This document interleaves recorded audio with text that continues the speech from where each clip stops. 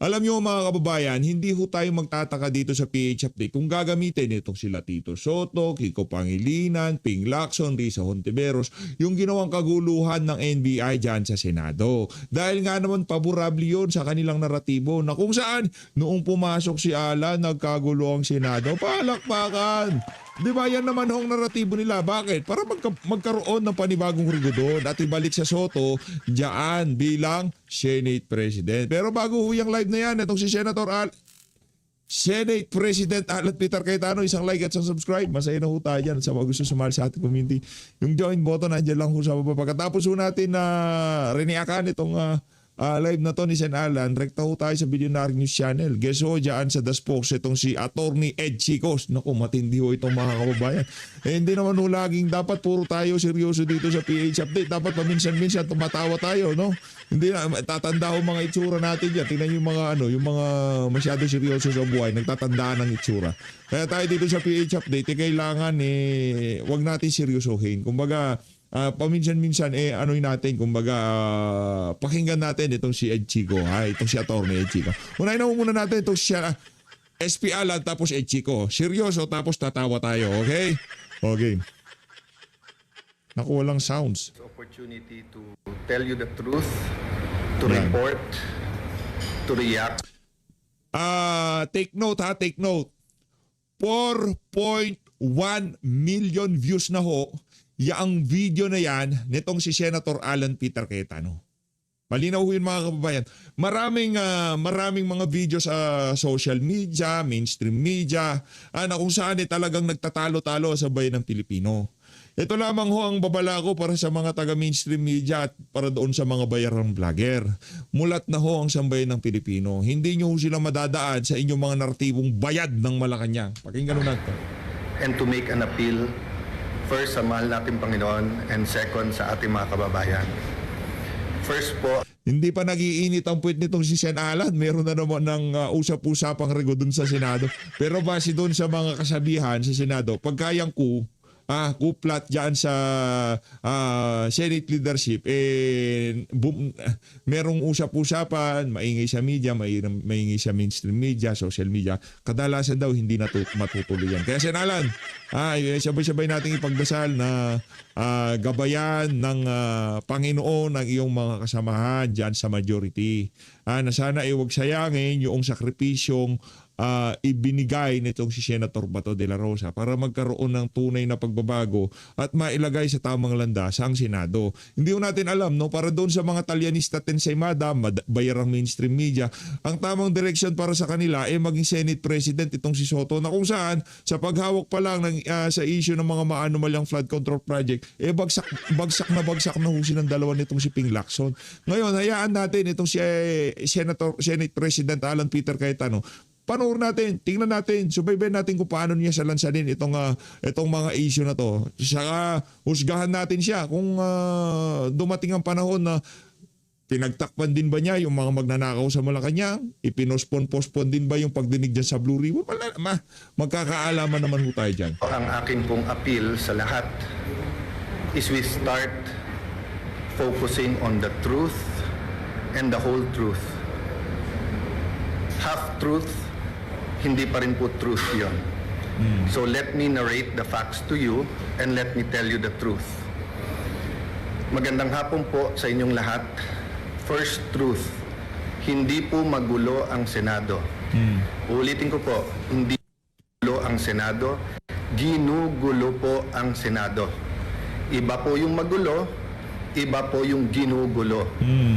So it has been confirmed, mismo pong yung Sergeant at Arms na inappoint ni Senator Soto, former Senate President, at mismong ang NBI Director ang nag-confirm na nung Lunes ay pinayagan yung NBI sa loob ng Senado para po arestuhin si Senator Bato. Makikita nyo ang intensyon din po ay wag po siyang pabotohin. Yun po ang intensyon.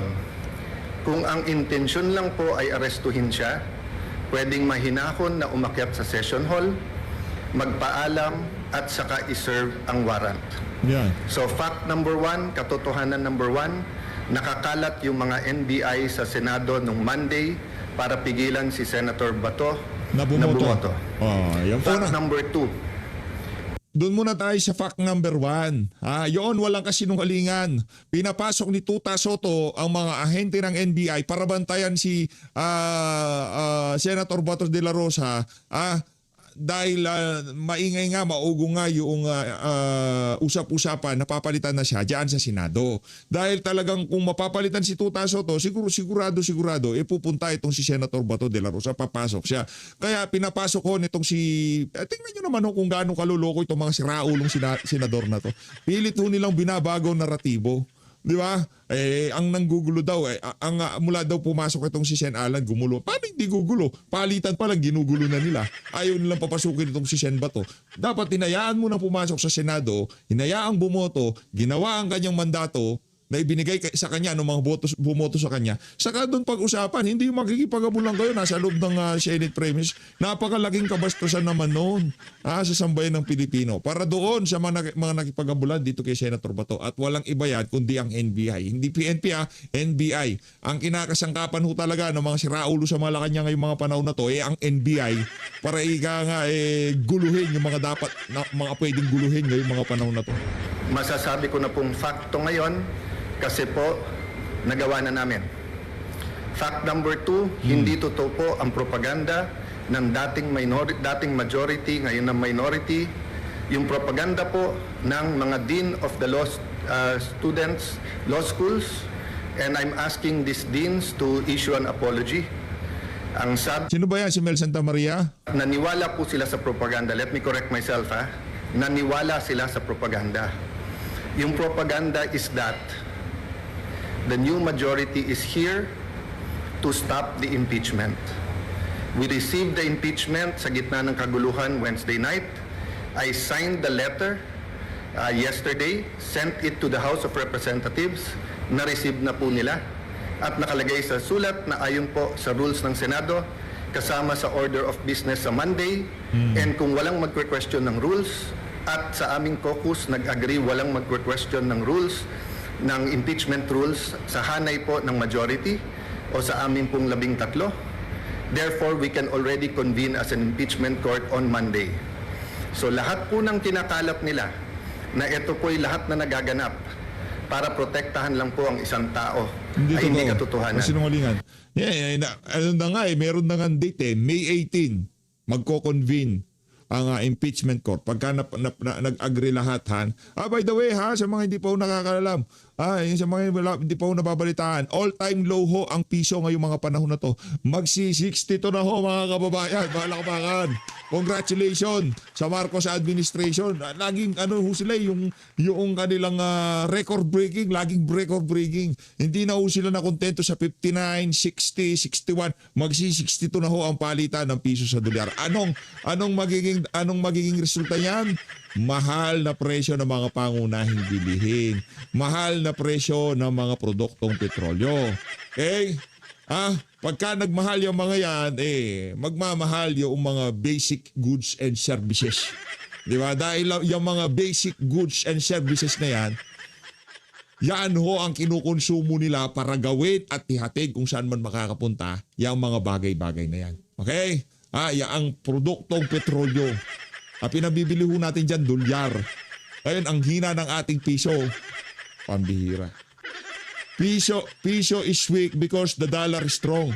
Basta yun ang aking explanation dyan. Tapos ang Hindi usapan. po kami magko-convict dahil lang po sa politika.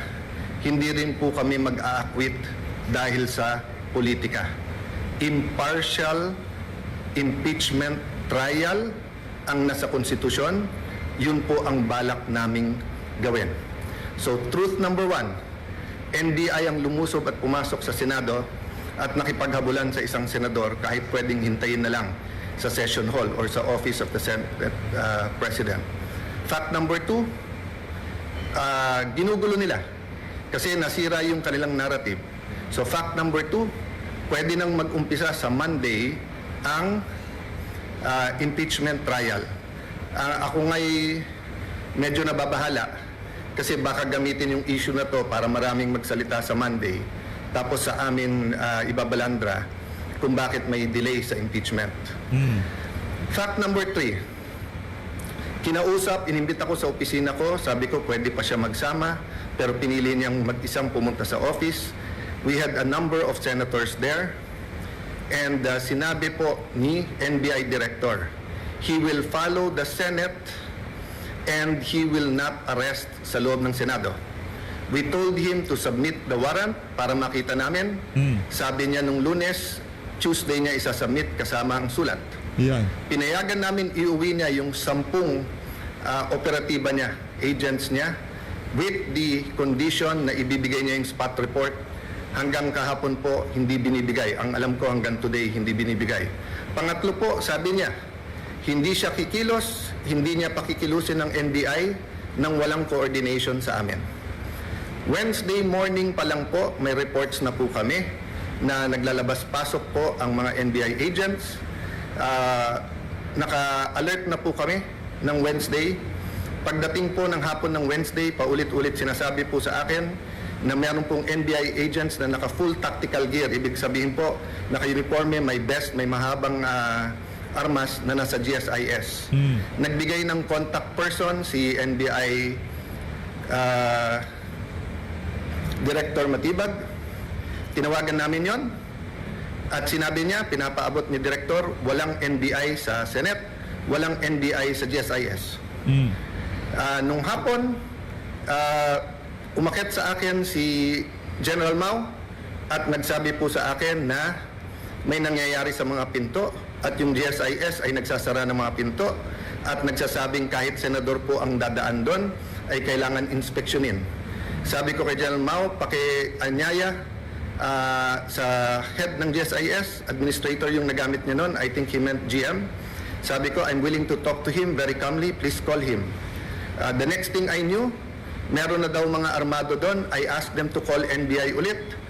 Sinabi na naman nila na wala. Samantalang kitang-kita na ng mga nakasuot ng NBI. The next thing we knew, may mga putukan na at akala po namin yan ay mga fireworks. Nagpuputukan na pala po sa baba. Still, they were denying that NBI yon. Kahit na yung mismong winarningan nila ay nagsabing NBI sila. So please look at the context. Alam natin under siege nung Monday or nasa loob ng Senado ang mga NBI. Alam po natin na nakipaghabulan sila. Gina-justify pa dahil ito daw po ang paraan na mag-arrest. Pagkatapos pinangako sa amin na wala daw pong NBI sa paligiran. Nandun na po ang Marines, nandun po PNP, libo po ang PNP sa labas, naging very transparent kami. Nakiusap kami na walang baril sa loob ng Senado. Tignan niyo po lahat ng video. So nung nangyari na po yun at hindi na po namin alam kung sino kakausapin dahil nagkaipitan na sa loob ng kwarto ang bawat isa, ginamit natin Facebook. Ang sumagot po ay si Secretary ng Interior na si John Vic Remulla. Dumating siya, sabi niya, please allow the police inside. Nag-usap kami, sinabi niya, secure kagad, I'll be there in 10 minutes, secure the CCTV. Agad kong sinabi, kay as soon as nakaakyat na po si Sergeant of Arms Mao, sabi ko, secure the CCTV room, huwag niyong gagalawin. Pagdating ng mga police, make sure you have 2 copies, isa sa kanila, isa sa amin, para hindi po matamper. Yun din po pinag-uusapan ng ibang senador sa loob ng room. So nung sinabi po ni Jinggoy na itago, ang ibig niya sabihin, make sure walang makakuha kung hindi po yung police. At sinagot siya nun, kung tinuloy yung video na yon, may sumagot na nakasecure na po. As soon as Secretary Remulla came, the first thing he did was kamustahin kung okay kami, kung secured yung mga senador. Then tinanong yung CCTV and then nagpaalam kung pwede i-sweep floor by floor at pumasok yung iba pang pulis. Technically, I could have said it was under Senate jurisdiction. But he gave me his word and he followed his word that this will be a investigation that is independent. So dalawa po, joint investigation to. Lahat po ng CCTV agad binigay. Pangalawa po, lahat ng crime scene hindi po namin tinago. In fact, sa GSIS hindi kami makapasok, pulis lang. Kaya bago umuwi si Secretary Remulla at si Chief PNP Nartates, hiningi ko na makapasok din po. Kasi nung una, inilalabas ang narrative ng iba na wala daw putok from the other side. Nung una, isa pa lang ang nakitang putok o bala na tumagos galing sa kabilang side. Pero nung pinayagan kami sa loob at nung pagkatapos po na inusisa ng mabuti ng PNP, nakita po na may at least 5. So what am I saying here? This is the results of the independent investigation so far. The President, and I thank him for calling, checking how we are, and assuring us that he took Bangag. Alam ko naman si Senator Alan Peter Cayetano, si SP Cayetano, alam niya na pambobola lang yung ginawa na yun ni Marcos Jr. Alam niya yun, naiintindihan ko siya. Alam niya. Alam ni SP Alan na utos galing sa Malacanang. Di ko alam. Kay Marcos Jr., kay Lisa Araneta Marcos, kay Recto, o kung kanino man, di natin alam. Pero sigurado natin dito, hindi gagalaw ang NBI nang walang nag-uutos sa kanila, nang walang kumukumpas sa kanila. Gusto ba ni Melvin Matibag na bida-bida na ganyan? Siya nahahatwater ng mga panahon. Hindi. Kung hindi utos ni Marcos Jr., o siguro hindi niya utos. Iba yung nag-utos. Siguro sa pagkakaalam niya, dahil nga bangag siya, hindi gobyerno may gawa na. Pagkakaalam niya. Pagkabangag ka, gusto mo lang tumira di ba? Oh. told everyone to stand down, the military, the PNP, and the NBI. But I told him, sir, the NBI has been lying to us. Sabi niya, hindi, susunod sa kanya yung NBI. Sabi ko, sir, with all due respect, nandito naman si Sec. John Vic, siya na mag-report sa'yo. So, dun sa mga nagsasabing this is stage or whatever, di ba, we allowed every single transparency measure, we allowed the investigation. In fact, pag-akyat namin ng 5th floor, kahit wala sa usapan, sabi po ni Secretary Remulla, ibaba ang mga armas ng OSAA. I saw his wisdom para nga hindi magka-inkwentuhan, para hindi magkaroon ng miscommunication or hindi questionin ang intention ng bawat isa. Pinababa ko sa mga OSAA yung mga armas. Sa 5th floor yon. We went to the first floor, nakita nyo naman yung press con. After the press con po, may nahuli na sinasabi niyang confidential assistant, confidential agent po siya. Confirm po yan at kinasuhan na po yan. At sinabi din po niya kung sino nag-utos sa kanya na taga-NBI.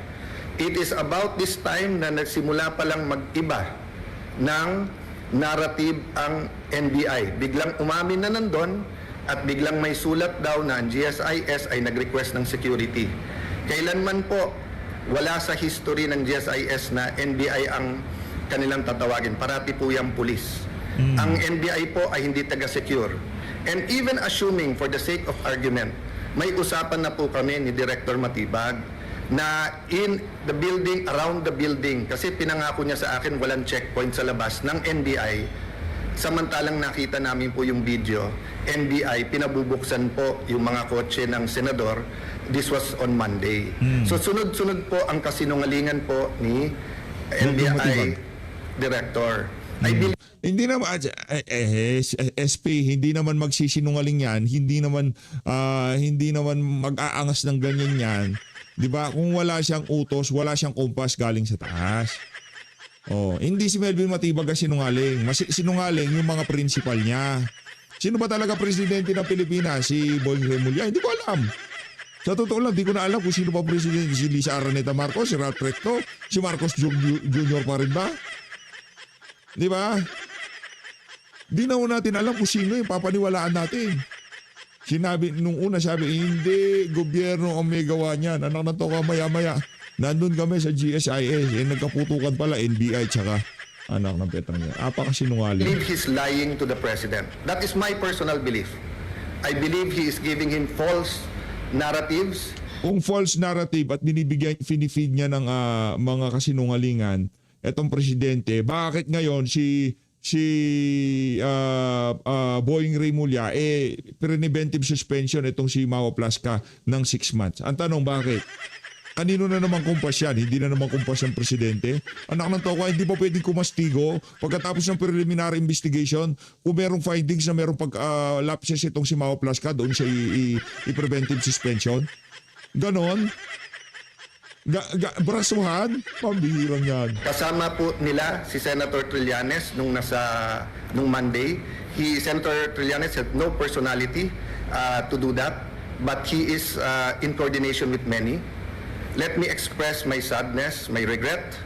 First time po na ganito nangyari sa Senate. Usually po, nabangga lang, nauntog lang yung isang senador, nadapa. Nandyan na yung 24 to see how you are.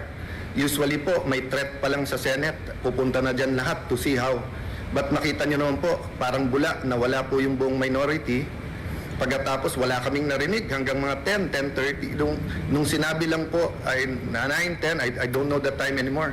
Nung sinabi lang ni Senator Camille that we're okay, dun lang nagparamdam yung iba. And then ngayon, sunod-sunod, galing sa minority, pinagbibintangan pa ang majority at ang Senado. Pinaligiran tayo ng NBI, naka-full tactical gear. When we defended ourselves sa Senado, sasabihin nyo pa nakakalungkot at magulo ang Senado. Nako, ang kakapal na mukha nitong sila Tito Soto, Risa Hontiveros, Ping Lacson. Itong si Ping pinapasuko si Sen Bato. Ikaw nga nagtago lang nga kapal na mukha mo. Nakakalungkot po because never nangyari to sa institusyon ng Senado. Even po yung mga kapatid natin sa kaliwa, sa progressive group, nandyan po ako nung Batasan 5. Hindi natin pinayagan na arestuhin kayo dyan sa loob. Kasama ko pa ho si Senator Lacson noon na binisita kayo. Binigay namin ang moral support. So alam niyo po anong ibig sabihin po ng courtesy ng huwag mag-aaresto sa Batasang Pambansa or dito po sa Senado. Having said that po, there are different issues na sinagot ko na sa inyo. But I am going live today because I heard the Ombudsman will do an independent investigation. That is good news. But I also heard that he issued a suspension against General Mao. Assuming for the sake of argument that it is a valid suspension and the reason is preventive suspension para hindi magulo yung investigation. Number one, there is a duty to inform us so that we can replace, so that we can make sure na safe ang Senado. Remember, the impeachment is going to start on Monday. So how can we secure and make sure matuloy at hindi na naman kami guluhin tapos kami na naman ang pagbibintangan.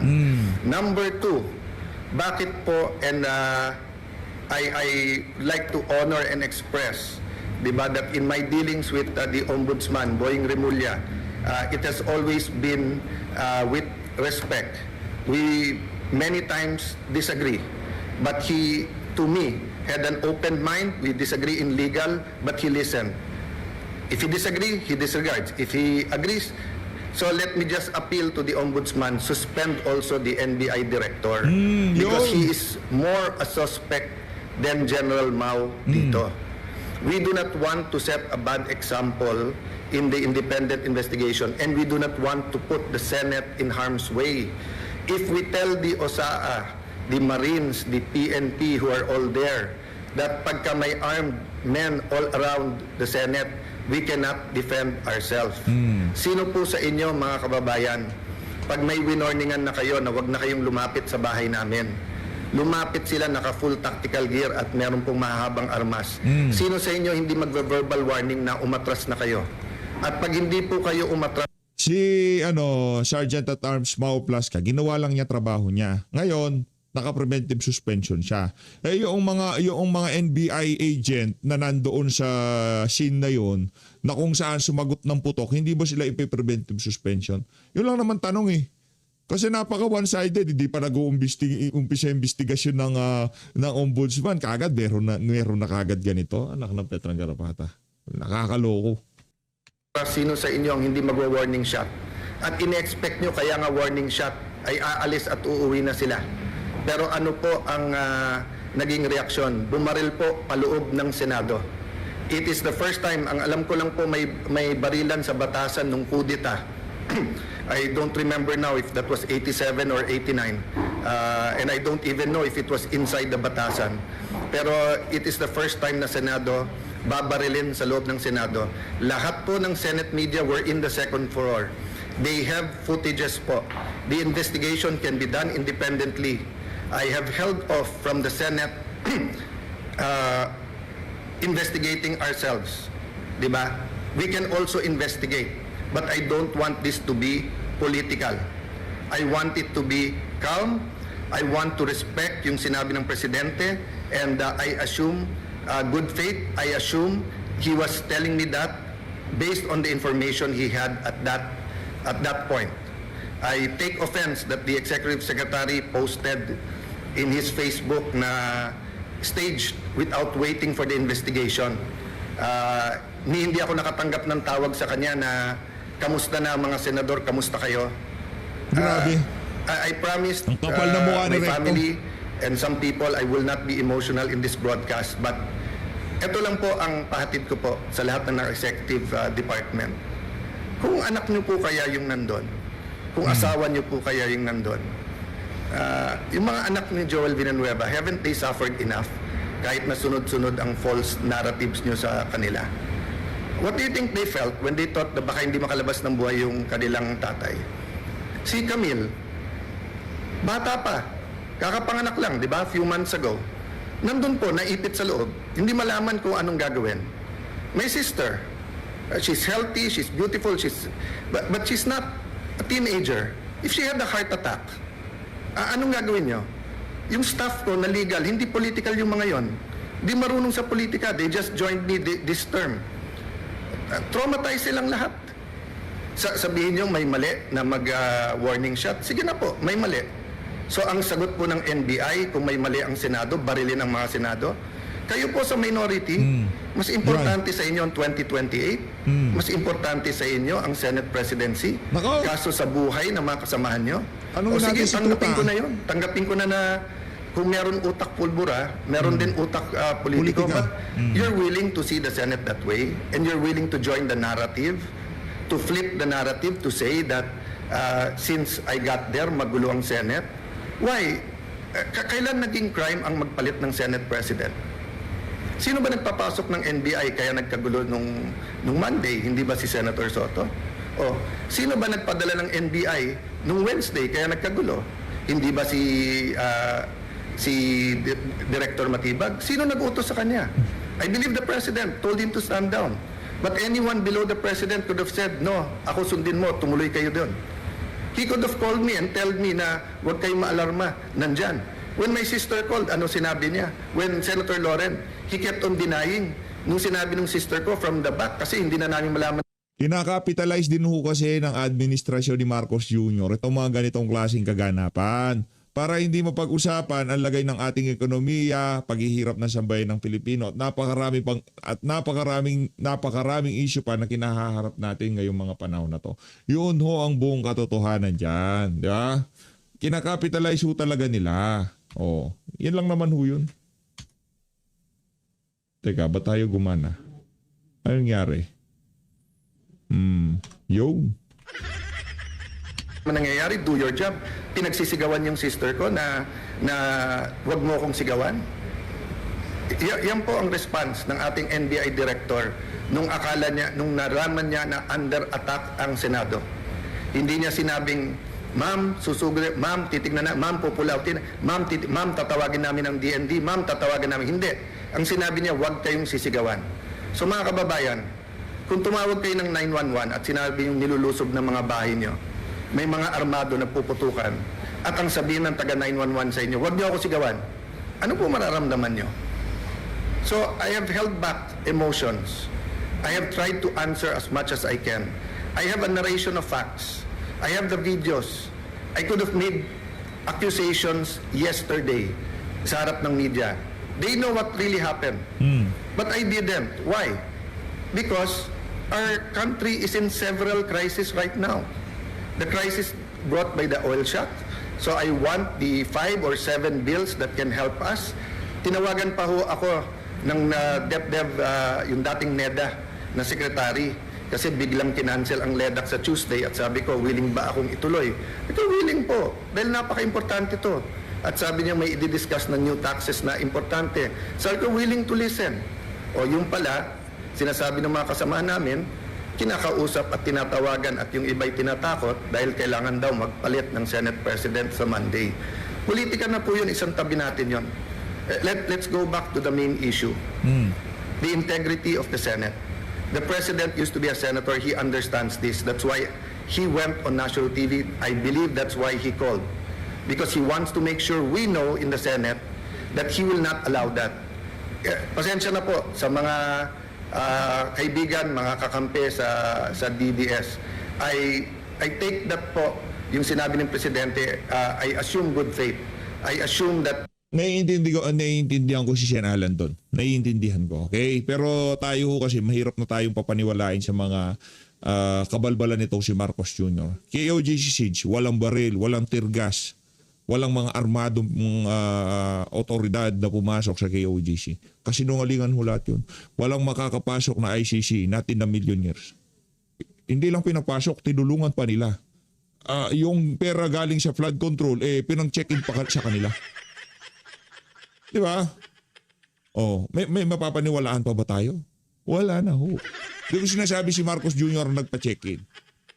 Nangyari lahat ng mga bagay na yon sa kanyang administrasyon. Ngayon, kung di niya alam, di ko alam. Hindi ko... Ibig sabihin ba, wala na siya kasalanan? Hindi ko ganun yun. Ang to ko, presidente ka, ang laki ng intelligence and confidential and intelligence pa, hindi mo nalalaman. Paikot-ikot na dito yung mga taga-ICC, naghahanap ng ebidensya laban sa isang Pilipino na kung saan wala na jurisdiction yung mga individual na yun para magpaligid-ligid pa dito. Ang to ko. Gagalit naman ako Siyempre, wag ganyan kape tayo. Kape yan Diba? Kape lang naman katapat ni PH, masaya na. Diba? when I am told as Senate President and when the President speaks, he is speaking truth. Ang problema is he being told the truth. Is Matibag and others under him telling him the truth, or do they have their own agenda for 2028 and they have their own agenda for the Senate presidency? Lastly, I may leave anytime. They can remove me. I can even be gone as senator. I mean, I've reached the pinnacle, I think, of my career. No, from councilor to vice mayor, congressman, speaker of the House, secretary of foreign affairs, and now Senate president. Ano pang hihingin ko sa VP. Sen. Alan, VP. VP. Ang Petrang Garapata. Isa ka sa mga kinukonsidera ko personally. VP. Vice President ni VP Sara. Bakit hindi? Why not? Ano to ko nakalinya yung prinsipyo niya sa mga Duterte, maka Diyos.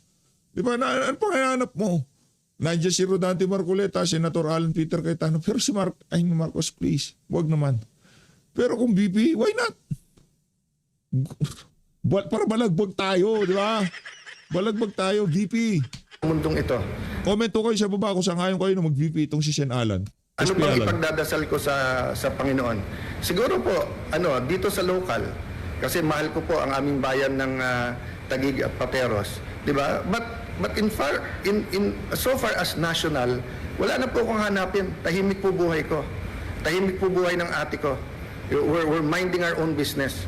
But when 12 senators came to me and said, we have to make sure that everything is done by the Constitution.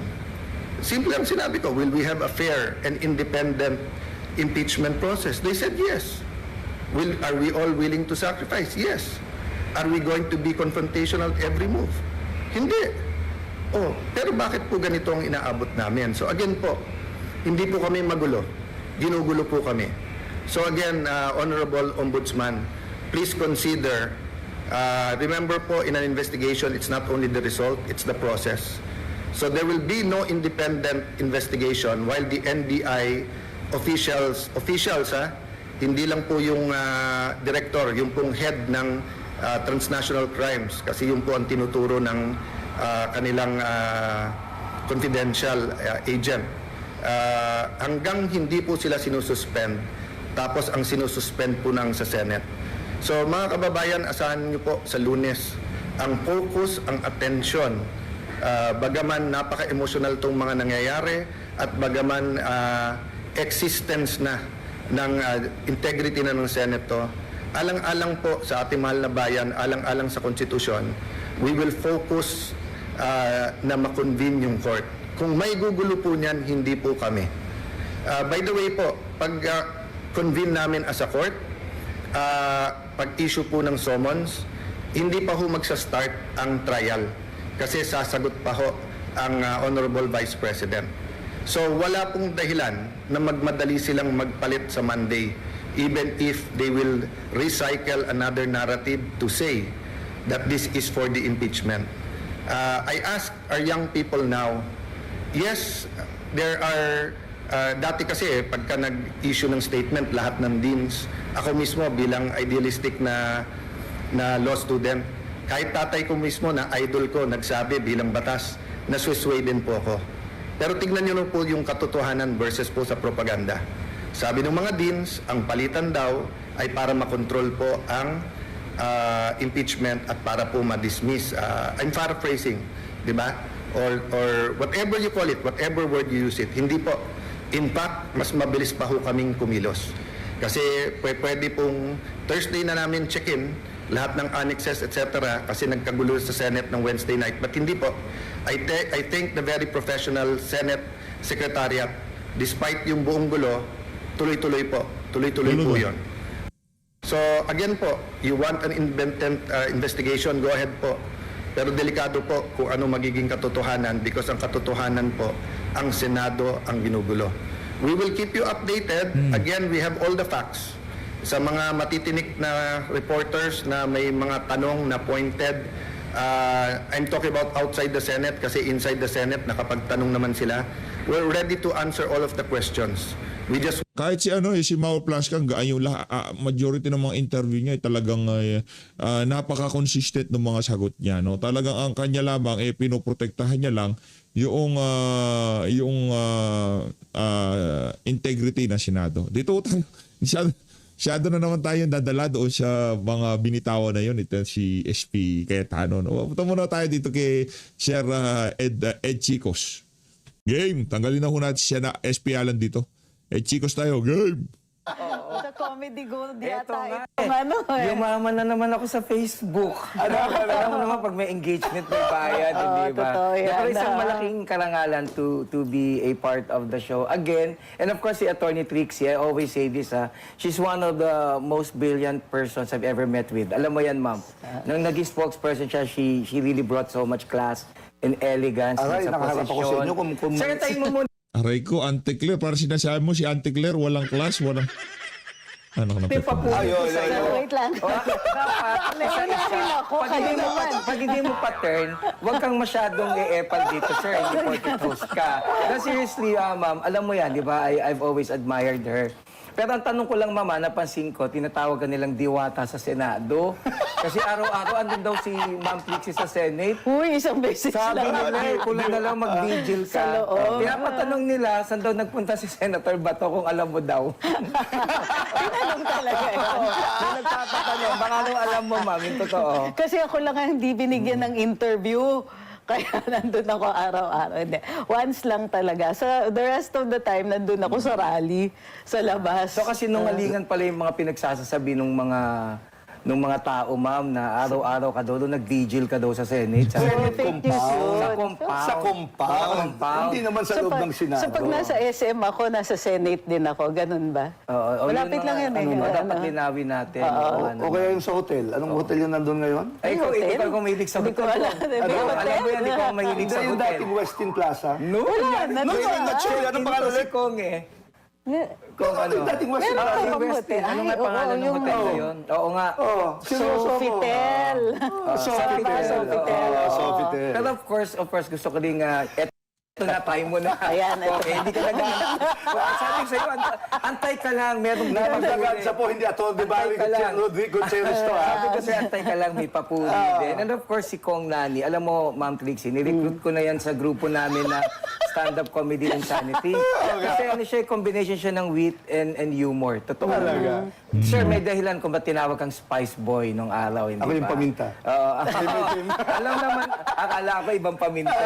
Pero kanina, masaya pala ako, true story. Kanina, nakita ko sa green room, sa dressing room, si Attorney Falsis, kaibigan ko yan eh. Okay. Tinapat ako ni Attorney Falsis, sabi niya sa akin, Ed, ano ka ba, kakamping or DDS? Sabi niya, alam mo, masyado kang alanganin ha.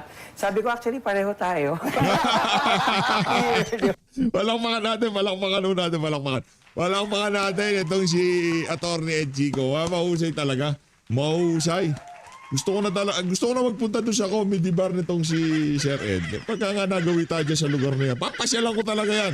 Ano ka Petang It's Gramata? a tie. Pero ito, It's a warning po sa lahat. Pero mabait si Attorney Francis, kaibigan ko yan. Joke Warning lang po yun. sa lahat in a very good way. If you watch Ed Chico's show, be prepared to become the punching bag. In a funny way. Walang putukan sa show mo eh. Pero grabe yung Abante, itong sister company nitong bilyonaryo. Nakita mo ma'am yung ano nila, yung headline nila, nawindang daw si Jinggoy sa putukan. Alam mo yung Abante talaga. Nabasa niyo yun? Hindi. Sabi, Jinggoy, nawindang sa putukan. Uy, totoo ba yan? And then, talaga, headline ng Abante. May mga balita pa nga daw, yung putukan daw nangyari sa kwarto niya. Alay mo. Aray. May mga ganun Okay. pa. Hindi ko lang kung totoo yun. Sorry. Aray ko. You know, Senator Estrada is not my friend. Magka-acquaintance. But I respect his position as senator. Oo, kahit ako. Yun lang Dito naman, sa yun lang ano. naman. Totoo. Sir, gusto ko yung pinagmukha mo kung parang masamang tao. Dire-diretso ka agad, matapos ako Ang hirap sa'yo, di mo pa ako pinatapos eh. Sige, sir, Ang tuloy hirap mo yan. tapusin mo ako. Sige, sige, sige. Ito ang sasabihin kong huli. Okay. Yun lang. Sige. Yun lang. Joke. No, but seriously, I just would like to say na, in fairness to Senator Jinggoy, throughout all this brouhaha, he's conducted himself well. Ano? Kung napansin mo, maayos yung kanyang pakikitungo, even during interviews, the way he behaved himself, which I think is okay. Ano? Hindi niya siya dumagdag doon sa drama. Kasi yun ang nakakatakot dito, yung nangyari sa Senado, there's so much drama. Napansin mo yung mga taong bayan, parang nalilito na rin sila. I totally agree with you because I also watch yung mga Senate proceedings. Siya yung artista na bumasag sa hindi magandang pangalan ng mga artistang nasa politika. He is a very good investigator, in fact. Tsaka marunong. Very intelligent Marunong. when we ask questions. Not many people know this. Nag-aral po yan ng abogasya si Senator Jinggoy. I'm waiting for the punchline. Hindi, walang punchline. MLK. No. Joey Javieres was my professor in Lasal, Lasal. di ba? At sabi niya, kilala mo ba si Jim? Hindi. During shooting days, nag-aaral yan sa yung mga hearing sa Senado. So sabi ko, wow. Totoo. And it changed my perspective about mga artista in that particular sense, especially on Senator Jinggoy. So in that sense, congratulations po. At nung nandun siya, of course, nakita ko naman si Senator Jinggoy. He was with Senator Bato, silang dalawa ni Senator Robin. Pinanindigan nila talaga that yung sanctity, at least ng Senado, against incursions na ganito. So, kudos kay Senator Jinggoy. Ang tanong namin is, bakit mo naman nasabi na yung sa pagtakas ni Senator Bato, ano yun, yung Facebook post mo tungkol sa kanya, ang sinasabi mo na, ano ba yun, mali yata yun? Or dapat hindi siya tumakas? Ano yung point dito? Hindi ko naman sinabing hindi siya. Teka, marami kong pinost. Totoo yan. Hindi ko naman sinabing hindi siya dapat tumakas. Ang sinasabi ko lang, I think I'm just basically offering yung legal opinion ko as regards the arrest and the ICC jurisdiction. Okay. Kasi, Pero do you consider it an escape? Kasi takas yung term na ginagamit. Let's just clear that up first. Ano yung ibig sabihin natin dito? Bakit takas? Wala namang warrant, wala namang kahit ano. pero ang sabi nila, di ba, meron daw talagang warrant of arrest na inisyu daw yung ICC. Pero nga, ang problema nga dito, medyo gray area eh. Hindi natin masabi eh. Lagyan lang natin ng konteksto. I just want to explain this. Kasi di ba remember, si Tatay Digong, si Pangulong Duterte, he unilaterally withdrew from the ICC, di ba? At pinayagan naman yun ng Supreme Court, mutin academic daw, and the ICC even recognized that. Sige, hindi na kayo miyembro, pero with respect to crimes committed at the time that you were still a part of the Rome Statute, may jurisdiction kami. And interestingly, in the case of Senator Bato. in the case of Pangilinan versus Cayetano, ang sabi ng Supreme Court, may residual obligation tayo to honor that jurisdiction na sinasabi ng ICC. So, meaning, Well, as a member. sabi ng Supreme Court, however, it's an obiter Obiter dictum. yun, oo. Kasi ang pinaka-main issue kasi talaga doon sa Pangilinan versus Cayetano, yung issue ng unilateral withdrawal. Kasi supposedly dapat dadaan ka sa Senado. So that was the main issue that was resolved by the Supreme Court. Kaya lang by way of opinion, parang sinabi ng Supreme Court, by the way, with respect to the claim of the ICC that it has jurisdiction with respect to crimes committed at the time that were still a part of the Rome Statute, we still do have residual obligation to honor that. But it was an obiter. Question lang. Are we still part of the ICC now? Of course, we're not, di ba? We're not. That was recognized so in hindi the pa tayo Supreme bumabalik, Court. in other words. Hindi na talaga. Actually, hindi na tayo talaga kasali. You're saying in the case of President Duterte, he was investigated when we were still a member. But in the case of Senator Bato and the others implicated in the drug war, were they investigated before we left or after we left? Hindi, ang sinabi lang doon, the alleged crimes committed daw were those done at the time that were still a part of the Rome Statute. Pero procedurally, ito yung sinasabi ni I'm just Kong curious, Nani. being not a lawyer, Procedurally, kasi the investigation, mayroong prescriptive period yon. So, dapat na-investigate siya within a certain Supposedly. period. Hinabol yon nung dating prosecutor. Parang parang naisip nila na idagdag sila. Correct. Actually, may And mga several others. So, maraming issues may on mga naidagdag jurisdiction. pa nga na minsan, honestly, Marami hindi sila, ko ha? rin maintindihan bakit sila talaga naisama. Kasi alam mo, naintindihan ko din si Senator Bato, tingnan mo yung ebidensya laban sa kanya. Naintindihan ko kung bakit ayaw niyang magpahuli. I think kung huhulihin siya dito sa Pilipinas, he would be okay with He it. would surrender. Kasi ang problema, pag dinala ka sa dahig, alam mo ba sa dahig, Minimum 10 years doon. hindi lang, sir. Wala pang napayagan doon na petition for interim release. Wala pang nakapag-bail sa dahig. Wala pa. So pag ikaw nadala ka sa ICC, hindi ka na makakalabas. Hindi ka Kahit makauwi. inosente ka, 10 to 12 years ka doon. A while Merong ago. isang case na hindi siya actually pero hindi, interim hindi, hindi release. katulad. Actually, dalawa man, pero hindi talaga Kasi katulad ng sumuko kaso. sila. Oo. One of the bigger debates in media and among the people is the issue of whether the warrant is valid or not. Now, let me state Yan, this. yan. Based on what I saw on TV, what I heard sa mga interviews. Unang-una, sabi ng NBI, valid yung warrant. In fact, they went to see Senator Soto. Ang sabi naman ni DILG Secretary, inactionable because it did not go through the process. Di ba?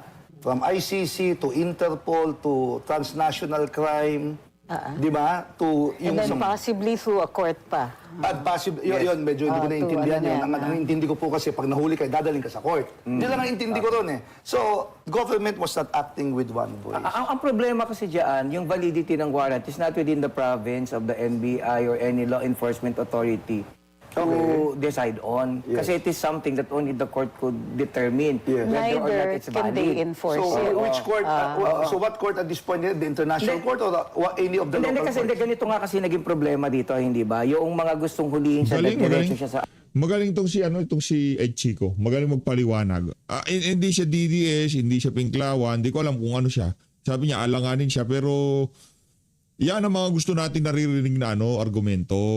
Galing doon sa mga kilalang dilawan, pero yung kanilang basa sa mga kaganapan, nandun sila sa gitna, nandun sila sa batas. Di ba? Hindi yung meron silang naratibo na dapat tumakbo si ganito, kay ganito ako, kay ganyan ako. Walang ganon. ICC. Ang ginagamit nila yung RA 9851 Section 17. Ang nakalagay daw kasi doon, if there's an international tribunal that's already conducting investigation and undertaking prosecution, the relevant Philippine authority may surrender the person. May. Sinasabi, Go for the board. sinasabi nila, since pinayagan natin na arestuhin siya, that should be allowed. Ang problema, may collateral sa Section 17. May nakalagay doon, subject to relevant extradition laws and treaties. So yun yung problema. So it's as if you are giving now the government unilateral decision to just surrender you to any tribunal or to any foreign Surrender state. any citizen. Which doesn't make sense. Hindi Kasi, naman extradition to. No? Ano, But nakalagay nga yung doon, treaty is a Analogous. totally different issue. Hindi, pero nakalagay Pero nakalagay doon, subject doon, to Yes. applicable extradition So, treaties yes. and laws. Let me just And laws.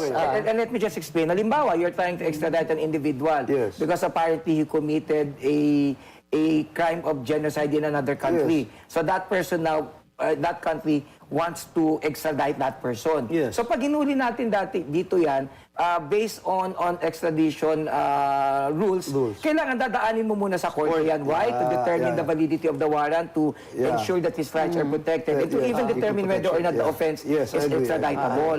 So, ang ibig sabihin, hindi mo siya pwedeng dalhin agad. Basta-basta. Ngayon, hindi Hindi pa. forthwith. Hindi forthwith. Ito ang problema. Ito, gusto ko yan ang forthwith. Pero ang forthwith yun, hindi naman agad-agad.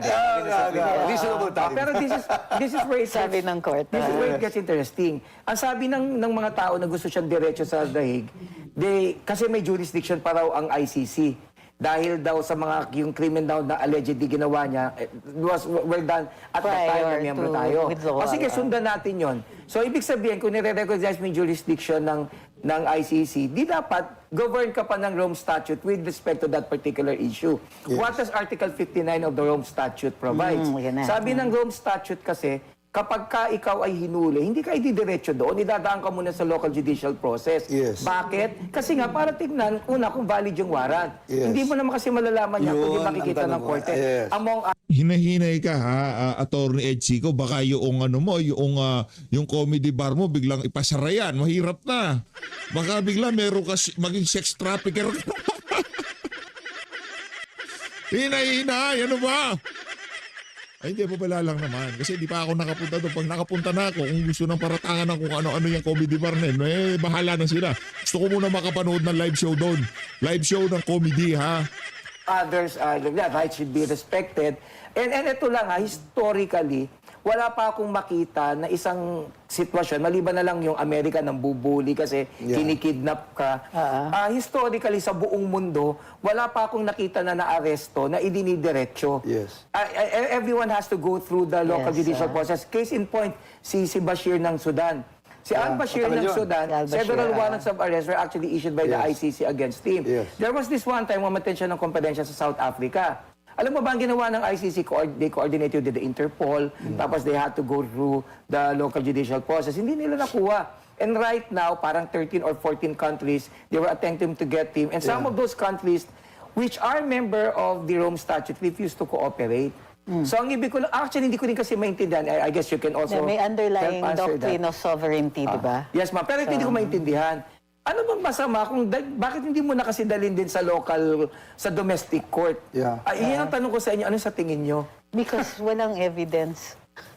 No, ganito yon eh. Isa doon sa defenses that are available dito sa mga charge under the Rome Statute is bakit kailangan na-exhaust nila dito sa Pilipinas yung at least may na-attempt sila na i-file nila yung kaso dito para mapatunayan nila na either the courts refuse or are incapable Sana pinapanood ng Korte Suprema to, no? Itong mga ganitong klaseng argumento. na i-address yung issues na yun. That's one of the issues that could be raised. However, there were very, very few cases na actually were filed. Now, kung titignan ninyo, na yung mga sumusuporta doon sa mga alleged witnesses and complainants doon sa The Hague were here during that period, they had the opportunity to do that. Pero parating ginagamit na dahilan na di-dismiss daw sa piskalya o even dun sa pulis pa lang dahil kulang sa ebidensya. So kung dito sa Pilipinas, kulang sa ebidensya, bakit umariba sila doon sa sa The Hague? So malaking question yan. That is the biggest gap dito sa Ang question ko lang what is now in the Supreme Court which stalled the arrest of Senator Bato? Kasi nagkaroon ng nagkaroon parang palabra de honor. O sige, ceasefire tayo. Di ba? Hintayin natin yung Supreme Court. So what is in the Supreme Court right now? Well, of course, may petition sa Supreme Court ngayon. And in fairness to the Supreme Court, mabilis naman sila. The only problem, the only issue is that the Supreme Court did not act on the prayer for issuance of a TRO. Kasi sa Supreme Court, pag hindi ka na-issue ng TRO, ibig sabihin, status quo tayo kung ano yung... So that makes the warrant valid? It doesn't make the warrant valid. Ang problema lang, it doesn't preclude or prevent the NBI, for example, From doing their job. Para arestuhin siya. From hindi ba? doing their job. And apparently, it would enjoy the presumption of regularity because it is done by the NBI. Ang problema lang yan, kahit hindi nag-issue ng TRO, prudence would dictate na antayin mo na lang yung resolution ng Supreme Court. Bakit? Which all parties did, technically speaking. Hindi, actually, sabi nila, pero Yes. nakita mo naman, iba naman yung nangyari. Pero ang point natin, antayin dapat yung Supreme Court kasi nga, masyadong marami na rin yung nagmamarunong. Ako nga, isa na ako sa nagmamarunong. Hindi ba? Bira lang naman. Ito talaga si Atty. Masyado pang pahambol, nagmamarunong. Ang galing-galing nga niya, di ba? O, ikumpara naman kay Palsis, dito na ho tayo. Yung marunong na kagaya talaga ni Atty. Chris, kagaya mo, sir. Hindi ba? No, but seriously, marami na nagmamarunong. It's high time that the Supreme Court should really resolve the matter. Kasi marami pang mga taong individual na maaari pang maaresto at makabahagi dito. So once and for all, dapat malaman natin kung bakit. Lelek, now, because may problema sa proseso, that's what we're saying. May mga questions of legality. si Senator Bato came out in the most needed time of the minority to become majority. Di ba? Alam mo saan lang ako nagtataka? Inabangan siya sa baba, alam nilang darating eh. So nauna yung huli, di ba, bago nag-negotiate with the Senate na isurrender nyo si Bato. Because those mentioned na nagpahuli naman, there were negotiations with the Senate leadership. In the case of Sonny Trillanes, in the case of Senator De Lima, and true enough, sumama sila eh. But in the case of Senator Bato, tinambangan sa babae. Correct. Well, precisely because... Gusto lang na mahuli, nabibwisit na siya, hindi ka na mahuli. Or they were trying to prevent something bigger than yung arrest niya. Well, kasi yung kaso kasi ni Bato, gusto siyang dalhin talaga kasi sa ICC eh. Kasi yung mga naging kaso nung nakaraan, like yung kay Senator De Lima, kay Senator Trillanes, dito lang sila sa local domestic courts eh. And I'm really telling you, if you were a public official, it's... Actually, you'd be able to live with it eh, na aarestuhin ka, dadaling ka sa domestic court. Kasi una-una, may resources ka dito. Pangalawa, sa tingin mo, mas may laban ka. Pangatlo, mas may access ka sa abogado. Pang-apat, mas may access ka din sa mga ebidensya na pwede mong gamitin. Eh sa ICC nga kasi, 10 taon, alam mo ba, 4 lang ang na-acquit sa ICC. Pero nakulong sila ng 10 taon bago sila na-acquit. Yung nangyari sa Senate kasi, naging drama, naging comedy, naging action. Di ba? Parang shake, rattle, and roll nga kung sine. Di ba? You know that movie? Parang tayo nanonood ng soap opera. Soap opera. In other words, tumakbo si Bato. Tumambling si Bato. Di ba? Ngayon, ilalabas daw siya sa Rolling Stone magazine. Totoo ba yun? Sabi nila. Pero pa, di ba yung Bato daw, naging pebbles, may mga ganyan pa. Kawawa naman si Senator Bato. But, you know, it was also intense drama kasi. Ang matindi kasi pansinin mo, nagsisisihan na nga sila. Kahit yung mga magkakaalyado, nag-aaway-away na. Naalala mo, di ba, naalala ko, sabi ni Trillanes, galit na siya kay John Vic, di ba? Sabi, ang problema dito kay John Vic, kung walang ginawa ko, di magpapogi lang. Kasi ito maganda, sabi naman ni Jinggoy, actually, nagwa-work. Ay, sorry.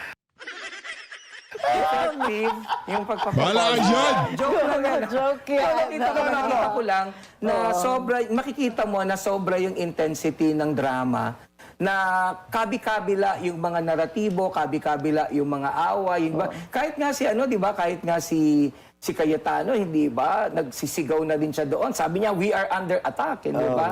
Buti hindi siya nakita ni Robin. Alam mo naman si Robin, ayaw nang nasisigawan, hindi ba? So, totoo naman, hindi ba? So, yun yung problema natin. There was so much drama there. Hindi mo na talaga malaman kung ano yung gagawin. Kung tutuusin sa lahat ng pangyayari na yan, isang tao lang naman yung kalmado eh. Sino? Aminin natin. Sino? Si Lito Lapid. Oo, tama. Magaling. Senador nga pala. Nakakatawa si Lito. Ano ito, naisip ko ako naging presidente, kukunin ko si Lito Lapid na spokesperson. Ang problema kasi, dun sa... Kasi maganda siya spokesperson, di ba? Kasi ang maganda sa kanya, pag press conference, hindi mo na kailangan magtanong kasi wala ka namang mapupulot. Let's talk. Kasi di ba ganito naisip ko, ganito siya pag tinanong siya, sir, ano pong masasabi niyo po sa mga kritisismo laban sa Pangulo? Andyan na yan. Sir, may ginagawa bang Pangulo? Baka pahamak pa tayo dito. Ay, mga kababayan. Nasa Billionaire News yan na yan, Atty. Ed Chico. Maraming salamat. Mag-ingat po kayong lahat. Mahal natin Pilipinas. Nasa tayo? Nasa 35-minute mark ng video nitong si Atty. Ed. Mahal na. Maraming salamat mga kababayan. Saludo.